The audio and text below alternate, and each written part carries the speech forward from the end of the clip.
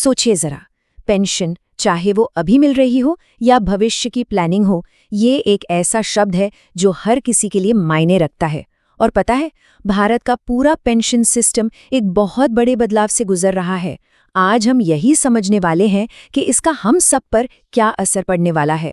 तो सवाल ये उठता है, और ये बहुत बड़ा सवाल है, कि क्या सरकारी कर्मचारियों को अब एक गारंटीड पेंशन मिलने वाली है? मतलब रिटायरमेंट के बाद एक पक्की इनकम की गारंटी? चलिए इसी सवाल का जवाब ढूंढते हैं। आज की बातचीत में हम क्या क्या कवर करने वाले हैं। पहले तो देखेंगे कि पेंशन सिस्टम की समीक्षा क्यों हो रही है। फिर समझेंगे कि सुनिश्चित आय का लक्ष्य क्या है। इसके बाद जो एक्सपर्ट कमेटी बनी है उसके काम को जानेंगे। पेंशनर्स के हितों की रक्षा कैसे होगी, इस पर बात करेंगे। और आखिर में देखेंगे कि भारत का पेंशन भविष्य कैसा दिख सकता है।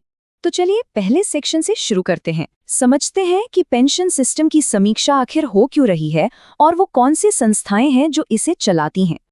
अब इस पूरे खेल में जो सबसे अहम खिलाड़ी है वो है PFRDA, यानी pension fund regulatory and development authority. ये समझिए कि यही वो संस्था है जो भारत में पूरे पेंशन सेक्टर को रेगुलेट करती है, और इसी ने इस बड़े सुधार की शुरुआत की है।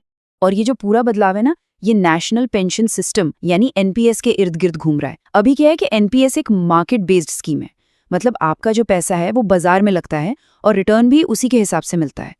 अब इसी चीज को, मतलब इस अनिश्चितता को कम करने की कोशिश हो रही है। तो सवाल उठता है कि आखिर ये सब किया क्यों जा रहा है? इस बदलाव का असली मकसद क्या है? सरकार चाहती क्या है? चलिए देखते हैं। देखिए, मिशन बिल्कुल साफ है। मौजूदा NPS के ढांचे में ही एक ऐसा पेंशन प्रोडक्ट बनाना जो सुनिश्चित हो और कानूनी तौर पर लागू भी किया जा सके। मतलब बाजार चाहे ऊपर जाए या नीचे, पेंशनर्स को एक तयशुदा इनकम मिलती रहे। और ये सिर्फ कोई फाइनेंशियल बदलाव नहीं है, ये सरकार के विकसित भारत 2047 वाले बड़े विजन का एक हिस्सा है। सोच ये है कि हर नागरिक को बुढ़ापे में किसी पर निर्भर न रहना पड़े, वो आर्थिक रूप से आत्मनिर्भर हो और एक सम्मान की जिंदगी जिए। अच्छा, तो इस बड़े काम को करने के लिए एक एक्सपर्ट कमेटी बनाई गई है। चलिए जरा देखते हैं कि इस कमेटी को क्या-क्या जिम्मेदारियां दी गई हैं। इस कमेटी की अध्यक्षता कर रहे हैं डॉक्टर MS साहू, जो IBBI यानी भारतीय दिवाला और शोधन अक्षमता बोर्ड के पूर्व प्रमुख रह चुके हैं। जाहिर है, उनका अनुभव इस पूरी प्रक्रिया में बहुत काम आने वाला है। और डॉक्टर साहू अकेले नहीं हैं, उनके साथ 15 और सदस्य हैं। और ये कोई आम लोग नहीं हैं, बल्कि फाइनेंस, कानून, कैपिटल मार्केट और एक्चुअरियल साइंस जैसे क्षेत्रों के बड़े-बड़े एक्सपर्ट्स हैं। मतलब हर पहलू पर बहुत गहराई से विचार किया जाएगा।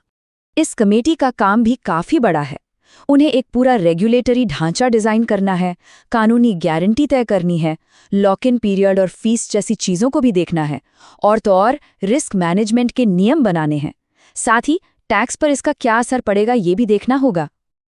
अब आते हैं सबसे जरूरी सवाल पर। इन सब बदलावों का पेंशनर्स पर क्या असर होगा? उनके हितों की रक्षा कैसे की जाएगी? देखिए, पेंशन के 2 फेज होते हैं। एक होता है एक्यूमुलेशन फेज, जब आप काम करते हुए पैसा जमा करते हैं, और दूसरा है डी-एक्यूमुलेशन फेज, जब रिटायरमेंट के बाद आपको पेंशन मिलती है। कमेटी का एक बड़ा मकसद इन दोनों फेज के बीच के ट्रांजिशन को, मतलब बदलाव को, बिल्कुल स्मूथ बनाना है। और ये ट्रांजिशन स्मूथ कैसे होगा? इसके लिए 3 बातों पर जोर दिया जा रहा है। प्रक्रिया सरल हो, पारदर्शी हो और बिना किसी रुकावट के पूरी हो। मतलब पेंशनर को किसी भी तरह की परेशानी ना हो। और हाँ, ग्राहकों के हितों की सुरक्षा सबसे ऊपर है। इसीलिए एक स्टैंडर्ड डिस्क्लोजर फ्रेमवर्क बनाने पर भी काम हो रहा है। इसका सीधा मतलब है कि कोई भी गलत जानकारी देकर पेंशन प्रोडक्ट नहीं बेच पाएगा और ग्राहकों को पूरी और साफ जानकारी मिलेगी। चलिए अब आखिर में एक नज़र डालते हैं कि इन सब बदलावों के बाद भारत का पेंशन भविष्य कैसा हो सकता है। तो कुल मिलाकर जो सबसे बड़ा बदलाव हम देख रहे हैं वो ये है कि NPS सिर्फ एक मार्केट पर निर्भर प्रोडक्ट नहीं रहेगा। इसे एक सुरक्षित और भरोसेमंद पेंशन सिस्टम बनाने की कोशिश हो रही है। तो क्या हम कह सकते हैं कि भारत में रिटायरमेंट सिक्योरिटी के लिए एक नई दिशा तय हो रही है? खैर, ये तो एक्सपर्ट कमेटी की सिफारिशें ही बताएंगी कि भारत की पेंशन प्रणाली का भविष्य कैसा होगा।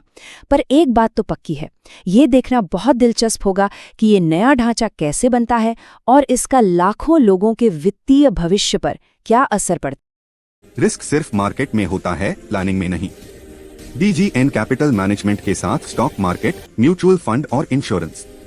AMFI IRDAI certified. Your success are priority.